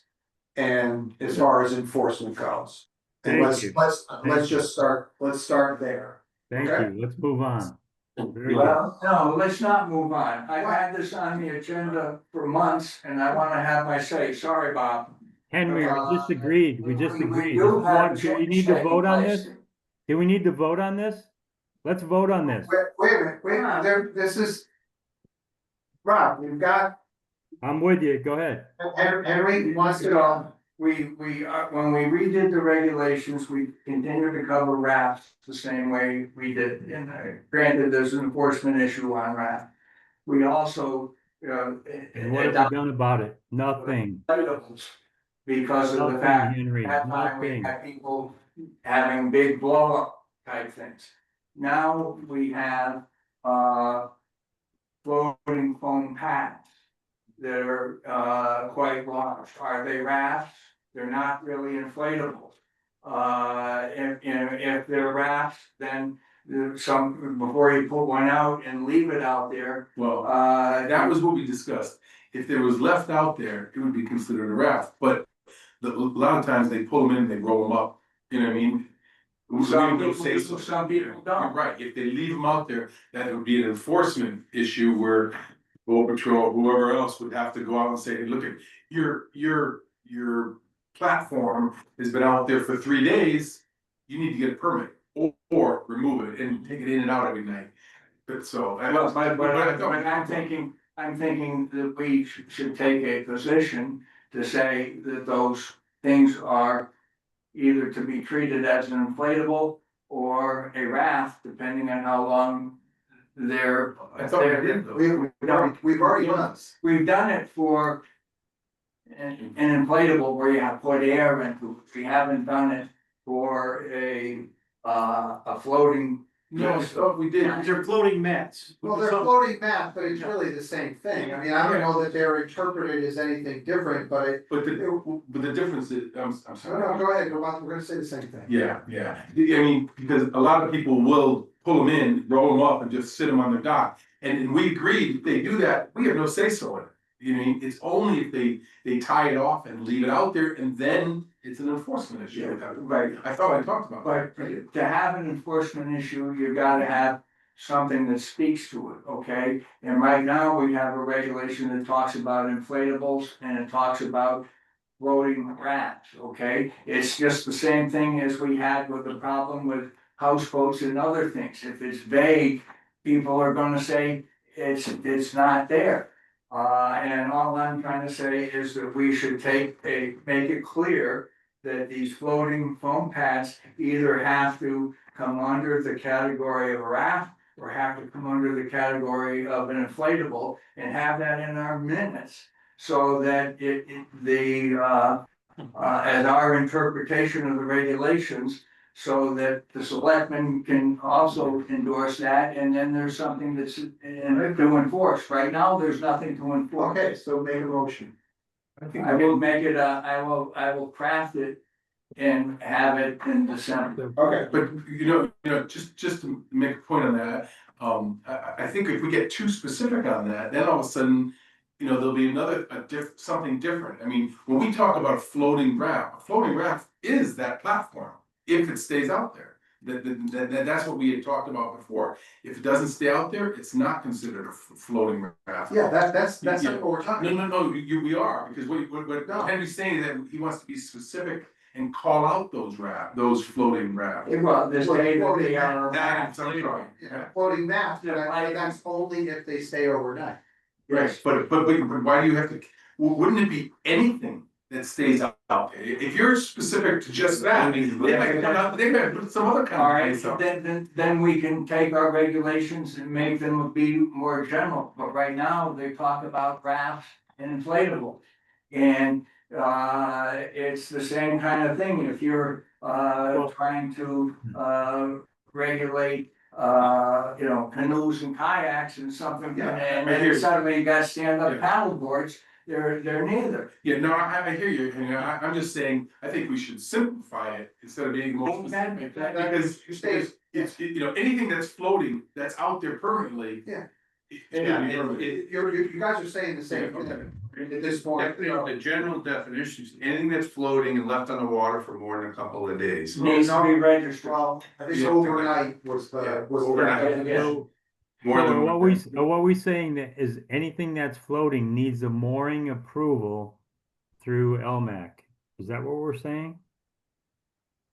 But I think we haven't got that detail yet. Yes, it could be, What about The mooring, ziplining? it could be- well, there's moorings, which are one Okay, thing. so why don't we And this- just agree and change our guidelines to say anything that floats for more than 3 days needs a mooring approval? And let's move forward. Well, mooring or raft. Well, Or a raft, if we, or a but we raft. gotta keep, because it's. Could be any I mean, different than a our boats sailboat float being against moved. our dock. Hey, Right. guys, You gotta be careful. guys, Henry has agreed to craft a motion that we can look at next month. And I think with some thought, he will be able to present something I was just and, giving him fodder for his thoughts. and, and he can present something that we can then look at and vote and discuss that together. Okay? All right, Thank you, Henry. new permit application to review and approve, was there? Yeah. Well done and well rewritten. Thank you, Bob. Motion to accept that. Which one is this you're talking about? The new permit application that Bob Millard updated, asking for more specifics and added a few things. So we're not talking about the permit from, No, it is a new format, I don't have a copy of I it. don't think it was part of the package. It wasn't a part of the package. Oh, just the. This phone. was just the application itself Oh. that, Can Yeah. someone send that out and we'll take a look at it next month, please? It was Okay, sent out via email, wasn't it? I thought I got it Denver. was already Yeah. sent. yeah, Yeah. actually, everyone has it in their email, it just. It was an email. We'll send it again, we'll definitely send it again. Okay. Update to the fallen tree protocol. We No just idea. need to bring that up with Mark. There are 2 trees that should be coming out in the next 30 days. Yeah. We wanna make sure they happen. Okay, Early detection and rapid response to aquatic invasive species. That should be included or updated in the new watershed approach. Actually, is that what this, Oh, this is here? Put that in with the watershed management plan? That, Why don't we I watch- would recommend it. We Yeah. have some data, we have some presentations from Connecticut Federation of Lake that we can review. But I think that we've got to have a plan, an action plan ready to go. So If do you, ever had to do something, it's gonna take a while for permitting. but so this could take as long, I would suggest we not do that, because I think we need this more urgently than we need the update to the watershed management plan. Yeah. So I don't wanna tie this down to that. Yep. Because that could take, we could be spending at least a year and then probably have a plan. You talking about the removal of, I'm talking about early detection, rapid response to aquatic invasive species, if somebody Yeah. brings a boat in May that's got hydrilla on it, we're caught with our pants down. We need Yeah. something sooner. Connecticut Federation of Lakes, I think Mary or I circulated that to all of you, had created a very nice template. Yeah. Yep. Or do we, Or you could plan together. so do we have a subcommittee on this? Do we wanna put it? We don't yet, but We almost have that already, I mean, once a month we're on Why top don't, of it. why don't I We update what, almost have that emergency meeting every day. No, we don't really, but no. go ahead, Mary. instead of a subcommittee, why don't I update first what Connecticut Federation of Lakes provided in addition to a couple of other PowerPoints that I have where I participated in conference calls, and just give a recommendation of a draft that these are the things we need to consider, almost in a chart form like the clasping pondweed removal. which is fine, I mean, we Yeah. don't need to write a book on this, but we Yeah. need to know what do we do if somebody Yeah. finds hydrilla on the prop Yeah, of a fish, of a boat, and It needs to be on the order of the damn emergency plan. exactly. Well, right, but then, If we have it, it comes off the shelf and you start with A, B, C, and D. Exactly. well, and we also need Yeah. to. I'm not sure we have to reinvent the wheel. I think, I think we can review what CFL has brought out and what a couple of other lakes have already done. And, Yeah. It's not you know, Yeah, start Yeah, from but- there. right, but it's how do we communicate what to do to the boots on the ground at the boat launch and everywhere else, so. Okay, all right, thank you, Mary, that would be a great start.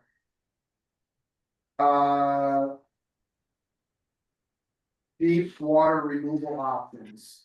This would be the siphon. I don't know where Mark Walter is on this. There are two options. There was a conference call with the engineers. And they were gonna go back and do further research, so I think we have to wait for Mark to see what have they received, including a budget, if there was going to be a siphon put in over the spillway or attach something right to the dam pipe. Yeah, Talking about the That's full where we're- cost. Yeah. yeah, The bottom. so, okay. All right, now. Now we're Can doing. I ask one quick question on that deep water? Yeah, Could we, or are we talking about doing that in the summer or only Doing what? during winter? What's that? I'm sorry, what's your question? Are we talking about doing that deep water removal option, the pros and cons? Are we talking about doing that in the summertime or in fall when we draw down the lake? Because I mean, the Well, real benefit, there's no set action plans in place. There's concepts being discussed.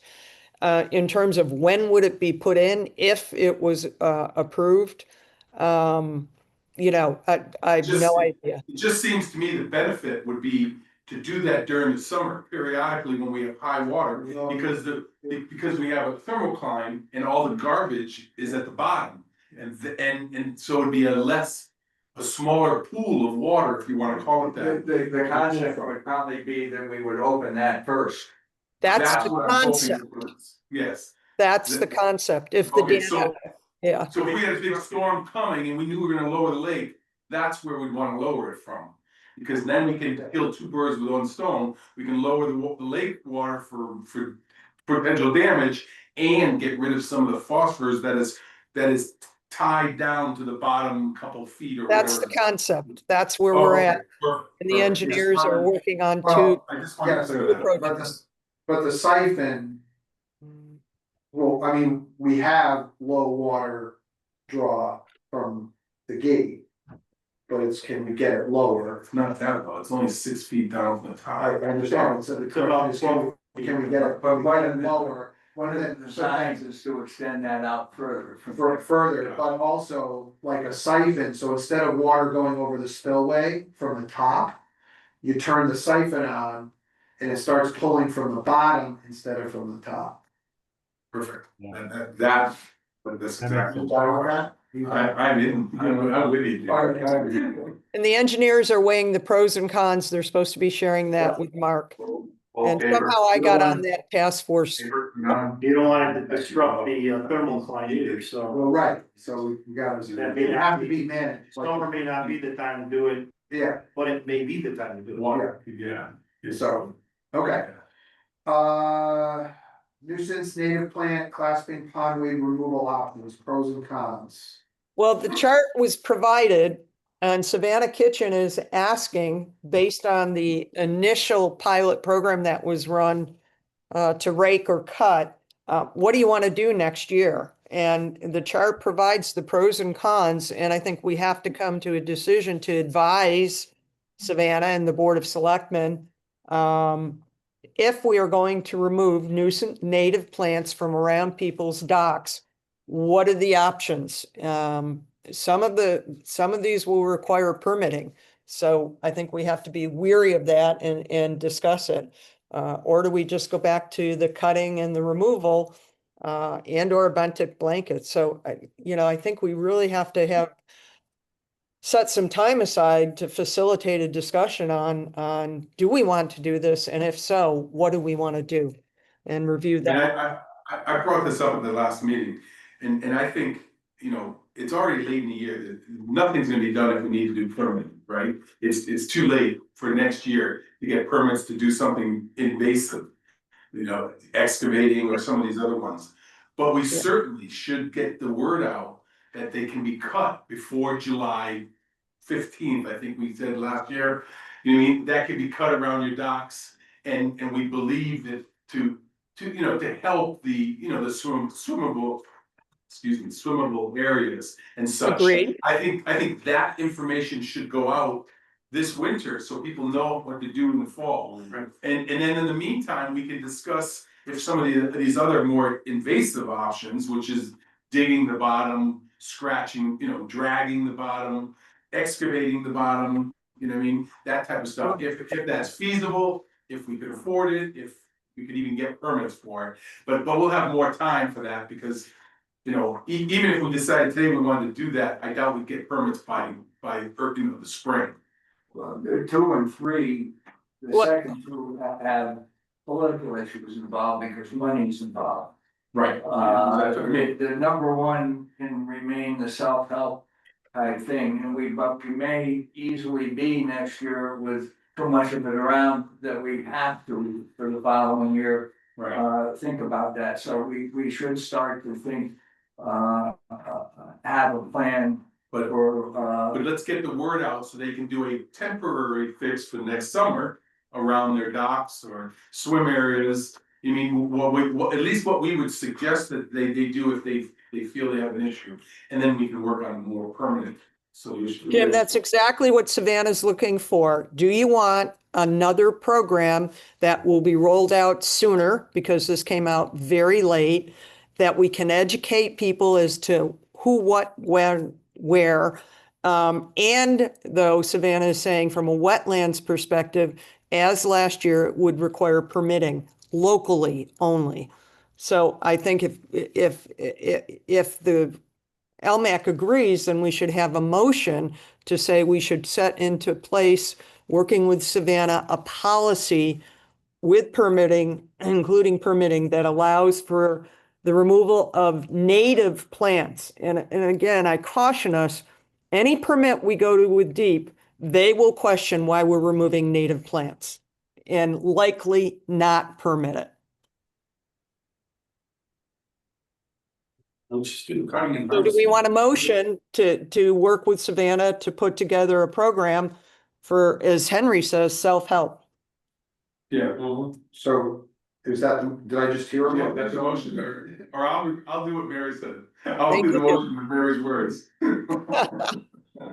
Okay, so give me the motion, give us the motion, I want clarity I on think it the. has to be more specific, Yeah. because there's 6 options here, No, and I don't like a lot. no, the specific, we're gonna get specific on what we promote out to people. It's This cutting is and just, raking. do we wanna move forward with doing that? Cutting and raking is probably the only thing I would agree. Okay, Well, but I think that's not the motion question was, is- the motion, can I just get a clear statement on the motion, please?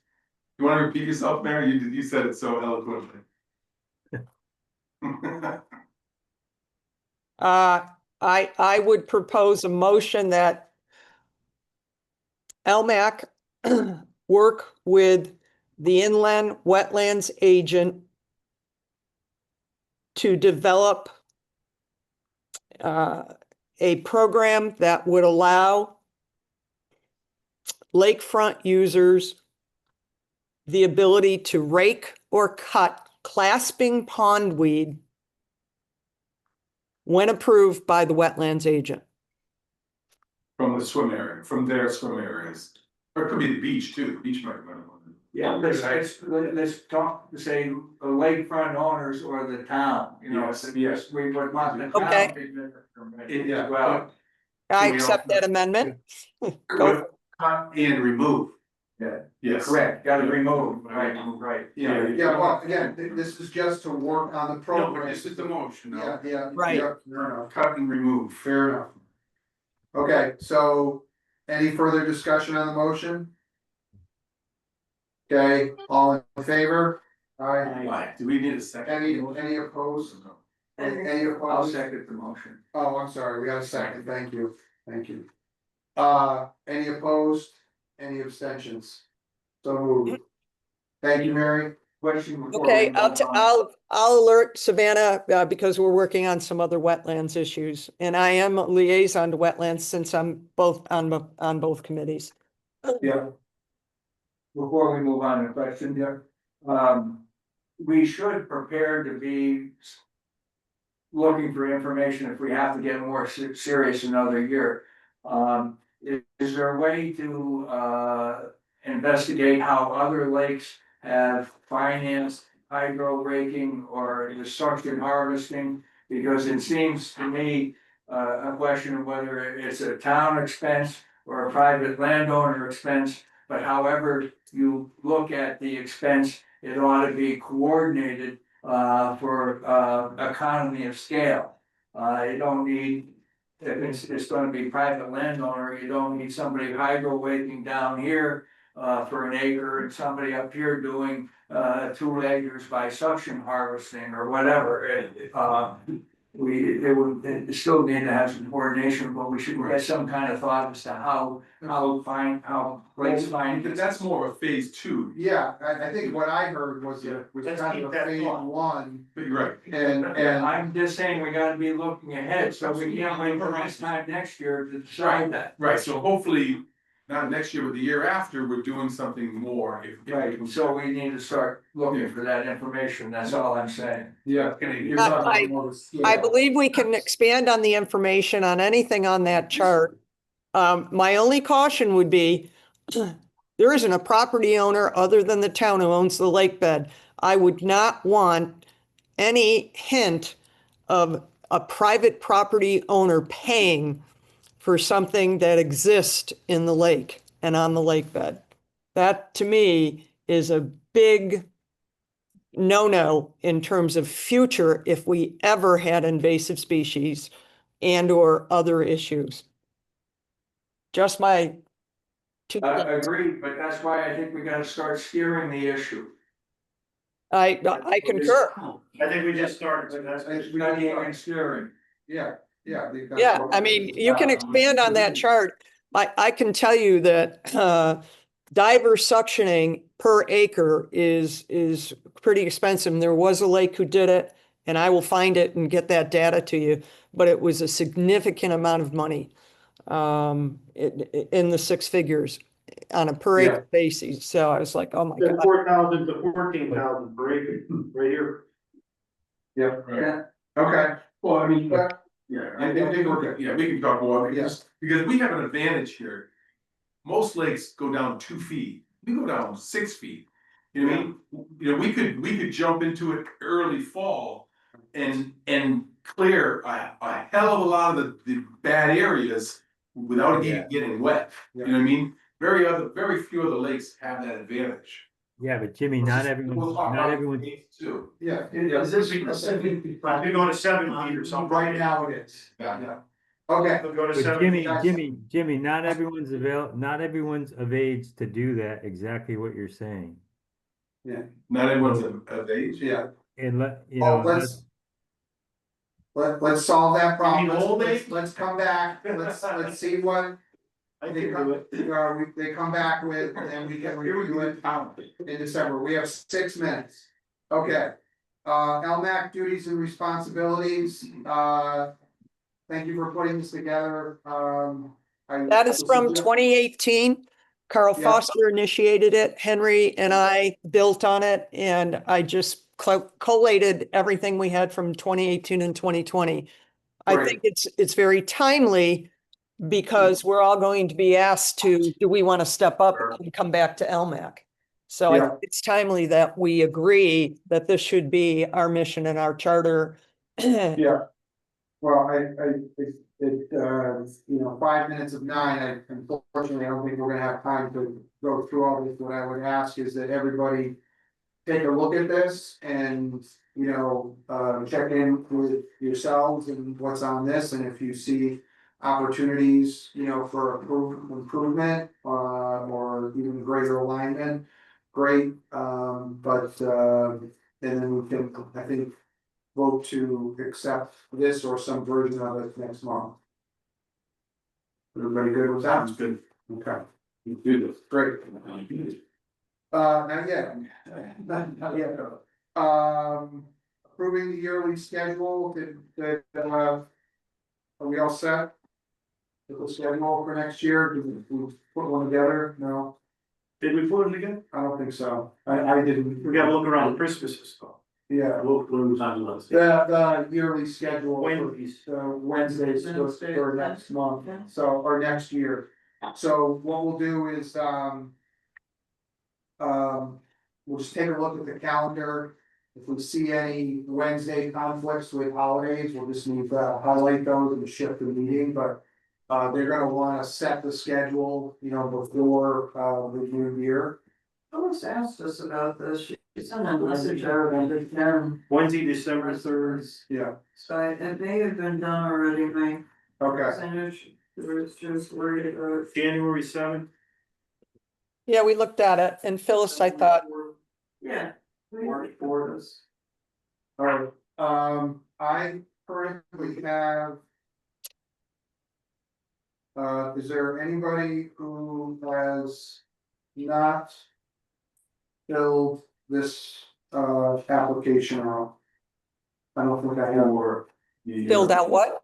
For the application for the. I sent mine direct to Mark. Yeah, I have. You'll get it Monday from me.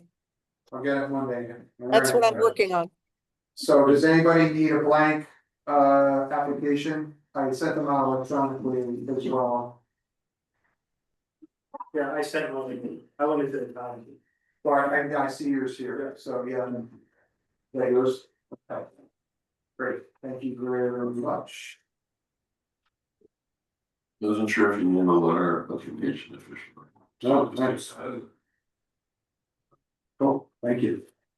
Okay, so who else? So Mary. You need one?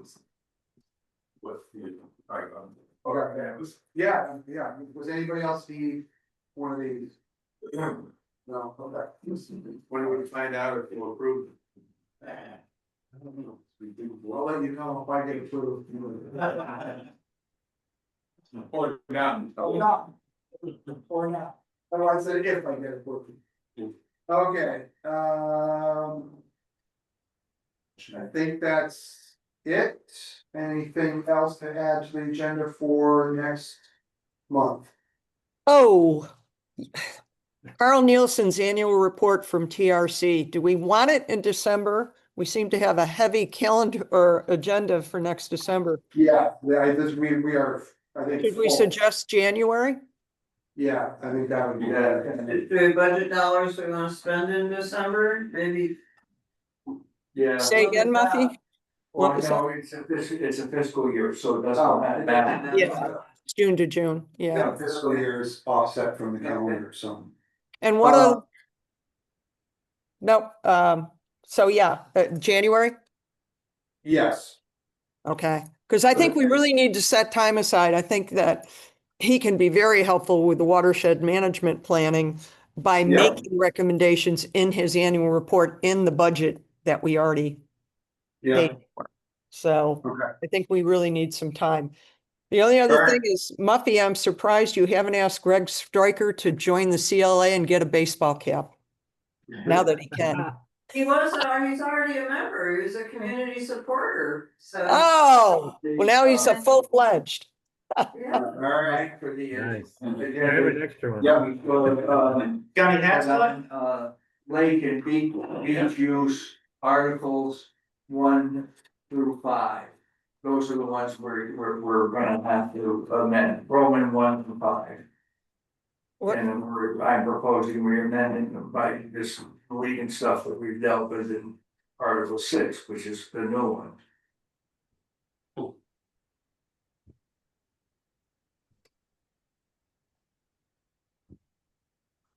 okay. Alright, with that said, Motion to go home. second. All in favor? Aye. Any opposed? Any abstentions? Oh, mix it up. Abstention. Hasta la vista. Hasta la vista, baby. Thanks, everybody. Thanks. Right. I don't think they have to